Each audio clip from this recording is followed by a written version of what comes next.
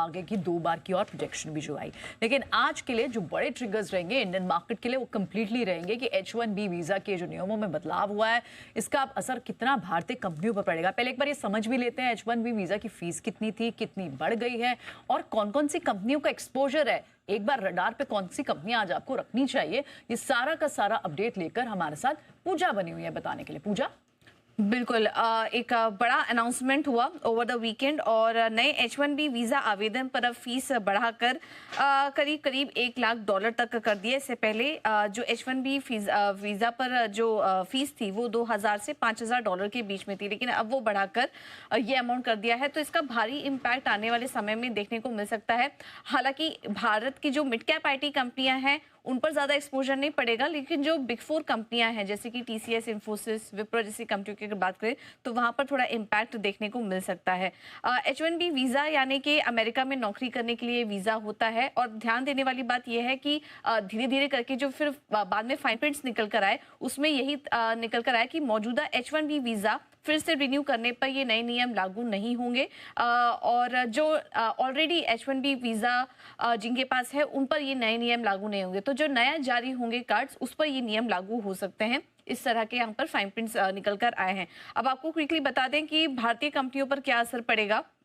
तो यहाँ पर भारतीय कंपनियों के लिए कुछ मायने में तो पॉजिटिव है, लेकिन कहीं कहीं नेगेटिव भी देखने को मिल सकता है।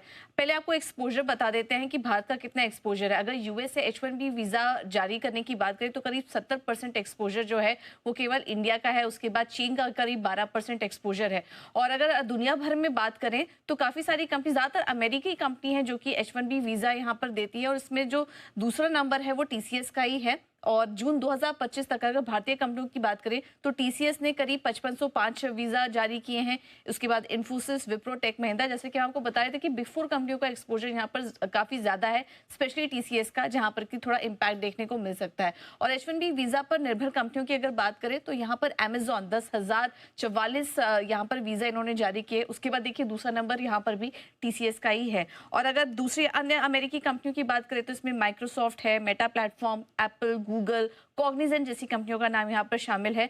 JP मॉर्गन, वॉलमार्ट और डेलॉयट जैसी कंपनियां यहाँ पर इनका नाम शामिल है जो कि H1B वीजा पर ये सारी कंपनियां निर्भर करती है। तो हम देख सकते हैं कि ज्यादातर अमेरिकी कंपनियों पर इसका थोड़ा असर देखने को मिल सकता है। अब आपको बता दें कि इसमें पॉजिटिव असर क्या होगा, नेगेटिव क्या होगा।